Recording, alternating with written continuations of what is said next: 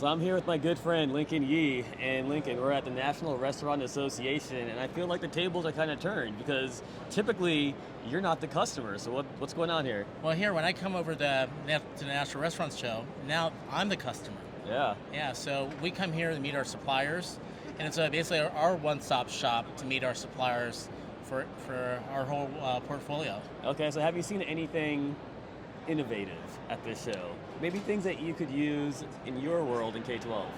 Plenty of innovation here. Well, I kind of remarked, here at the show was their technology area. So they have a whole area where they have new equipment, and that new equipment section was very innovative, interesting, cutting edge, and so it's really the next gen. Next gen. the next gen that's coming in, really food service equipment, a lot of robotics. Yes, Yeah. I saw all sorts of robots. I saw robotic arms, I saw a robotic dog, I saw a robot serving coffee. Yeah, can you believe that? That was nuts. Yeah. So when are you going to get that in child nutrition, Lincoln? I feel like you should be all over this. Well, there are a lot of trailblazers. The other thing that I found really innovative and interesting, how many plant-based companies were here present at the show. So plant-based is certainly going to make its mark on the industry as a whole. Yeah, so I saw a plant-based egg that was absolutely delicious from a company called Yolk.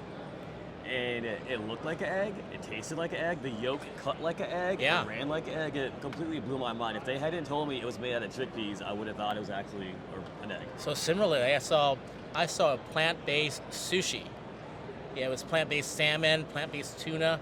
It had the same coloring, had the same tasting, and if I didn't know that it was plant-based, I would have thought it was sushi. It's amazing what you can do with watermelon. Certainly, yeah. Because some of the plant-based sushi I saw was actually watermelon. Absolutely. It was cool. But it's neat seeing so many companies like you from Child Nutrition here picking up new innovative ideas to bring back to K-12. I know JTM was here also. I spent some time in their booth. Absolutely, yeah. I actually had a conversation a little bit ago with Therese there, Chef Therese, and he often does a lot of the K-12 shows. He told me, NRA is their kind of a bread and butter now because they actually spent $65,000 on their booth, and so that speaks to how much money there is, one, in food, and how this show actually helps to drive a food revolution of sorts. Someone put you on the spot. Yeah. Do you prefer being an exhibitor or being the customer? I don't know if I prefer either or. I knew you were going to say that.